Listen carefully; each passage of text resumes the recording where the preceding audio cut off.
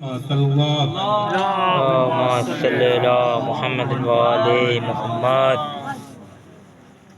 آپ کا یہ فرمان ہے کہ اپنی اولادوں کی تربیت، اپنے بچوں کی تربیت تین خصلتوں کے اوپر کرو، تین صفات کے اوپر کرو۔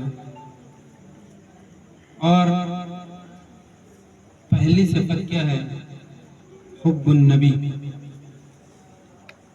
دوسری جو خصلت ہے وہ حب اہل بیت، اہل بیت پیغمبر اکرم کی محبت۔ اور تیسری چیز وہ قرآن مجید کی تلاوت ہے۔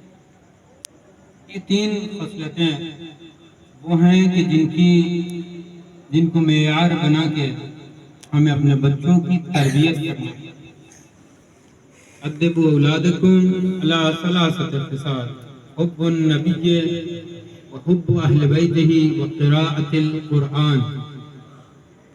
اب معاملہ یہ ہے کہ کیا ہم یہ محبت، اعلیٰ مرحلہ تو محبت کا ہے، اور اس میں بھی سب سے افضل، سب سے اعلیٰ محبت وہ نبی کریم کی محبت ہے۔ اگر وہ نہیں ہے تو کچھ بھی نہیں ہے۔ لیکن کیا یہ تمام محبتیں بغیر کسی قید و شرط کے ہیں یا نہیں؟ اس میں شرط ہے۔ اب دنیا کی کوئی بھی چیز دیکھیں، دنیا کا کوئی بھی ادارہ، دنیا کی کوئی بھی کمپنی، دنیا کی کوئی بھی ایسی جگہ جہاں کے اوپر اجتماعی امور انجام پاتے ہیں، وہاں کے اوپر آپ دیکھیں کہ کیا کوئی کام بغیر قانون، کیا کوئی چیز بغیر شرط و شروط کے ہے؟ ایسا ممکن نہیں۔ اگر کوئی امر، کوئی کام منظم ہے، اگر کوئی چیز نظم مانگتی ہے تو اس میں قید و شرط ضرور ہوگی، اور جس میں قید و شرط ہوگی وہی امر نتیجے تک پہنچتا ہے، وہی چیز نتیجے تک پہنچتا ہے۔ لہذا جب ہر چیز میں شرط ہوتی ہے، دنیاوی امور میں شرط ہوتی ہے، جب ادنا سے ادنا امر کے اندر شرائط موجود ہوتے ہیں، قید ہوتی ہے، تو پھر کیا اس محبت اور مودت کے اندر شرط نہ ہوگی؟ شرط ہوگی یقیناً۔ اسی لیے نبی کریم کی ذات نے فرمایا کہ میری بیٹی فاطمہ کی محبت وہ انسان کو 100 جگہ کے اوپر کام آئے گی۔ اس میں سے ادنا سب سے کم ترین جو جگہ ہے وہ مقام ہوگا کہ جب انسان جان دے رہا ہوگا، جب انسان جان دے رہا ہوگا، جس وقت انسان کو سب سے زیادہ ضرورت ہے۔ یہ معمولی مرحلہ نہیں ہے کہ انسان کی جانکنی کا عالم ہے، انسان کا آخری وقت ہے اور بہت آسانی سے موت واقع ہو جائے، ایسا ہرگز نہیں ہے۔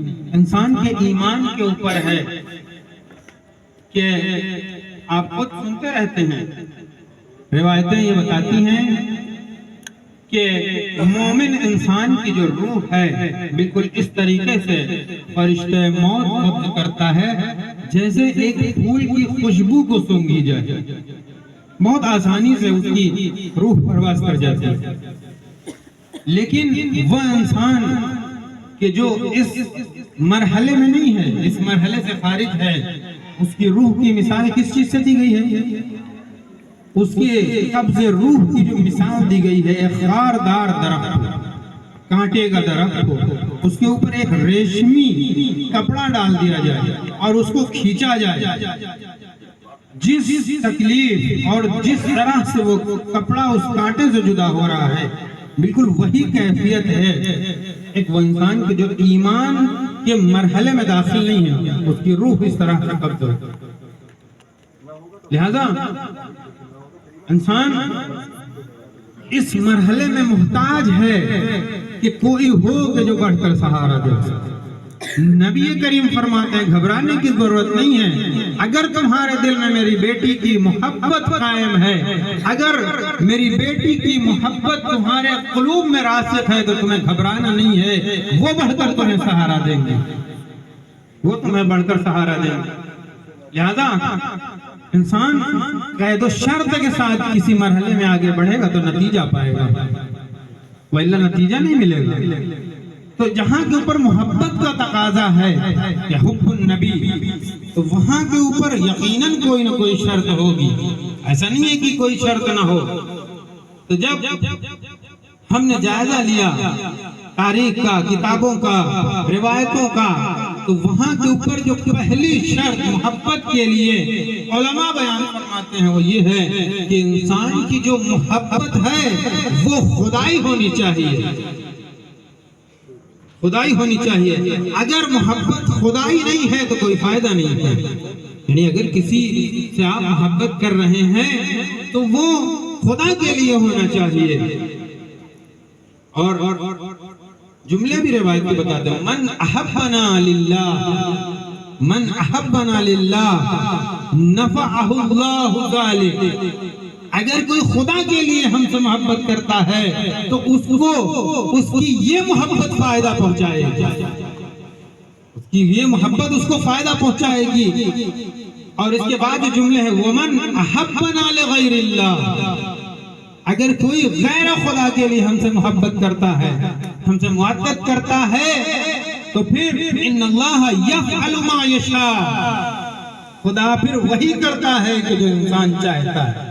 अगर इंसान की मोहब्बत किसी को दिखाने के लिए है तो खुदा उसको उसी के हवाले कर देता है। अगर इंसान की मोहब्बत किसी मकाम तलबी के लिए है, किसी जगह के ऊपर, किसी पोस्ट के ऊपर फायज होने के लिए है, तो फिर अल्लाह उसको वही चीज अता कर देता है। इसलिए कि जो इंसान चाहता है, यही उलमा बताते हैं कि अगर कोई इंसान खालिस खुदा के लिए कोई अमल अंजाम देता है, खुदा के लिए अगर कोई खालिस अमल अंजाम देता है तो खुदा भी उसको वो देता है कि जो उसके खजाने में है। लेकिन अगर कोई दूसरे के लिए यानी गैर खुदा के लिए कोई अमल अंजाम देता है तो फिर खुदा भी उसको रोज क़यामत आवाज देगा कि जाओ, जिसके लिए तुमने वो अमल अंजाम दिया है अजर भी जाके उसी से ले लो, अजर भी उसी से जाके ले लो। लिहाजा अगर मुअत्तद है तो वो भी खुदा के लिए होना चाहिए। ये आइम्मा का फरमान है, ये मासूमीन फरमाते हैं कि अगर तुम मोहब्बत करो तो खुदा के लिए मोहब्बत करना, अगर गैर खुदा के लिए मोहब्बत करोगे तो तुम्हें कोई फायदा नहीं पहुंचाएगी। एक सलावत भेजो मोहम्मद।